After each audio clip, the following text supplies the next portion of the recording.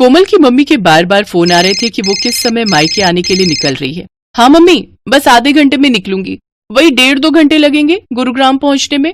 रास्ते में बहुत जाम मिलता है, तो मेट्रो से आ जा।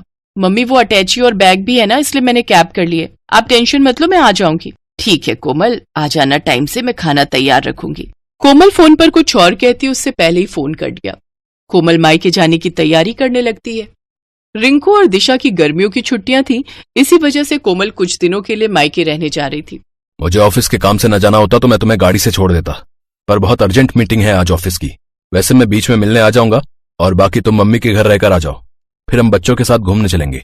कोमल खुश थी कि वो बहुत दिनों बाद मायके रहने जा रही है। बच्चों के स्कूल और कामों की वजह से कोमल बहुत कम मायके रहने जा पाती थी। अब बच्चों की छुट्टियां थी, इसलिए कोमल कुछ दिनों के लिए मायके रहने जाती है। पर जब वो मायके पहुंची तो उसकी भाभी सुनैना घर पर नहीं थी। नानी माँ, मुझे मैंगो शेक पीना है। नानी माँ, मुझे मैंगो खाना है। हाँ बच्चों रुको, मैं अभी तुम दोनों के लिए मैंगो भी लाती हूँ और मैंगो शेक भी। मम्मी, भाभी अपनी मम्मी के घर से कब तक आएंगी? बस आने ही वाली होगी, मैंने उसे बता दिया था कि तुम आने वाली हो। अभी कोमल पूरी बात भी नहीं कर पाई थी कि सुनैना अपने 2 बच्चों चारू और दीपू के साथ आ जाती है। अरे माँ जी, फ्रिज के सारे आम काटकर अपनी बेटी को ही खिला दिए या फिर 1-2 छोड़े भी हैं? कैसी हो कोमल? नमस्ते भाभी, मैं ठीक हूँ। वो बच्चे मैंगो की जिद। हाँ, आम का सीजन है और बच्चे अपने मामा के घर आए तो आम तो खाएंगे ही ना। ये देखो, मम्मी ने पके हुए बढ़िया दशहरी आम खाने को दिए, पूरे 5 किलो हैं। अब देख लो, पिछली गली में मेरा घर है, फिर भी मम्मी पापा मुझे सामान देते ही रहते हैं। मैं भी कुछ न कुछ ले जाती रहती हूँ, कभी खाली हाथ नहीं जाती। सुने ना, कोमल भी आम और लीची लेकर आई है, फ्रिज में रख दिए हैं।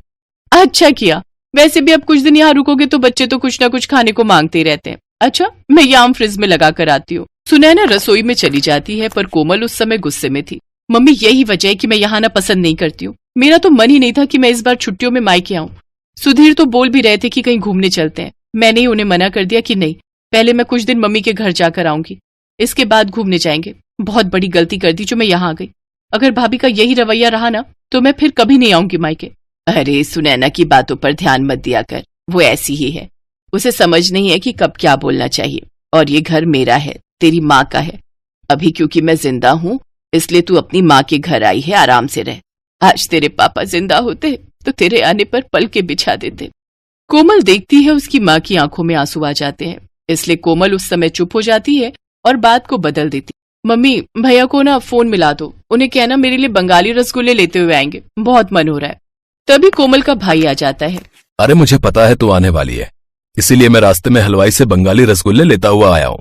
ये ले, तेरी पसंद के बंगाली रसगुल्ले, वो भी छोटे वाले। नमस्ते भैया, कैसे हो? थैंक यू, आपको याद था कि मैं आने वाली हूँ।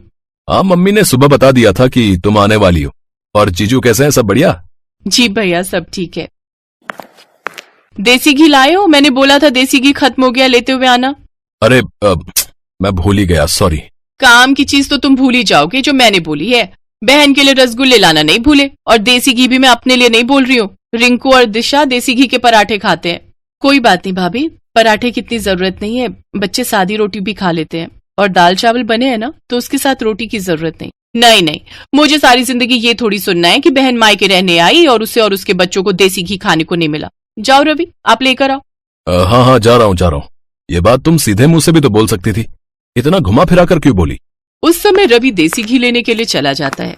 सुनैना आगे पीछे तो ठीक रहती थी, पर जैसे ही कोमल कभी रहने के लिए आ जाए तो वो ऐसे ही व्यवहार करती थी। इसी वजह से कोमल मायके आना पसंद नहीं करती थी। वो तो सिर्फ अपनी माँ और भाई की वजह से ही मायके आ रही थी। माँ, इतना याद रखो, मैं बस आपके और भैया के मुंह को यहाँ आती हूँ, वरना भाभी से मुझे कोई उम्मीद नहीं। कोमल का मन ही नहीं लग रहा था, क्योंकि उसकी भाभी सुनैना बहुत ही अटपटा व्यवहार करती थी। एक दिन सब लोग घूमने के लिए मॉल गए। पापा, हमें गेम खेलने हैं। हाँ पापा, चलो ना गेम खेलते हैं। अभी नहीं बच्चों, थोड़ी देर में चलते हैं, पहले थोड़ा मॉल में घूम तो लो। कि मॉल कितना बदल गया है, पहले तो छोटा सा था, लगता है बड़ा किया है। हाँ, अभी तो और बड़ा बनेगा। मामा जी कॉर्न्स खाने हैं। और मुझे आइसक्रीम। अभी खिलाता हूँ, चलो सुनैना, आओ आइसक्रीम खा लेते हैं। रवि सबको आइसक्रीम लेकर देता है। रिंकू भी अपनी पसंद के कॉर्न्स और आइसक्रीम ले लेता है। सब लोग आइसक्रीम खाते हैं। चलो बच्चों, अब हम गेम पार्लर चलते हैं, हम सब वहाँ पर गेम खेलेंगे। रवि जैसे ही सबको गेम पार्लर ले जाने लगता है तो वो देखता है कि आज गेम पार्लर बंद है। भैया गेम पार्लर बंद है। जी गेम पार्लर बंद है, काम चल रहा है। चलो बच्चों, अब तो गेम पार्लर बंद है, थोड़ा और घूम लेते हैं फिर घर चलेंगे। रवि सबको घर ले आता है, पर घर आकर सुनैना गुस्से में अपने कमरे में चली जाती है और रवि से बुरी तरह लड़ने लगती है। सुनैना, तुम फिजूल की लड़ाई कर रही हो। मैं लड़ाई कर रही हूँ? ये लड़ाई तुम्हारी बहन और उसके बच्चों की वजह से हुई है। तुम्हें जब चारू और दीपू ने बोला कि पापा गेम पार्लर चलो तो तुमने उनकी बात पर ध्यान नहीं दिया, और जैसे ही तुम्हारी बहन के बच्चों ने तुमसे आइसक्रीम और कॉर्न्स की फरमाइश की तुमने फौरन खरीद कर दे दिए। तुम्हारी बहन तो चाहती ही यही है कि हम दोनों की लड़ाई हो। वो आती है और हमारे घर में कलेश छिड़ जाता है। चुप हो जाओ सुनैना, कोमल सारी बातें सुन रही होगी, उस पर क्या बीतेगी तुमने सोचा भी है? कोमल इस घर की बेटी है, मेरी बहन है। अगर तुम्हारे घर में तुम्हारे साथ ऐसा हो तो तुम पर क्या बीतेगी सुनैना? थोड़ा होश में आओ, तुमने आज बहुत बोल दिया। कोमल सब कुछ सुन चुकी थी। कुछ देर बाद जब सुनैना शांत हो जाती है, रवि भैया, चारू और दीपू के एडमिशन की बात सुधीर जी ने स्कूल में कर ली है। आप चिंता मत करो, अब इन दोनों का एडमिशन भी रिंकू और दिशा के स्कूल में हो जाएगा। छुट्टियों के बाद आपको एक फॉर्म फिल करना है, बाकी सारी बात सुधीर जी ने कर ली है। अब जीजू को मेरी तरफ से थैंक यू बोलना। वैसे मैं भी उन्हें पर्सनली फोन कर दूंगा। इतने समय से एडमिशन की वजह से मैं बहुत परेशान था। सुधीर जी ने बहुत बड़ा काम कर दिया। कोमल वापस जा रही है रवि। सुनैना की बातों से इसका मन बहुत दुखा है। हाँ भैया, अब मन बहुत दुख चुका है और आप प्लीज मुझे रोकना मत।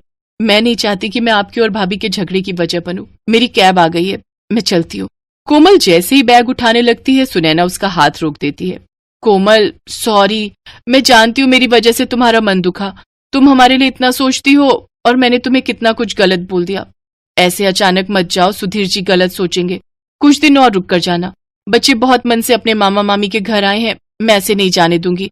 मैं जानती हूँ मैंने गुस्से में बहुत गलत बोल दिया, पर मैं ये भी जानती हूँ कि तुम मुझे माफ कर दोगी। भाभी प्लीज आप मेरे से सॉरी मत बोलो, आप मुझसे बड़े हो।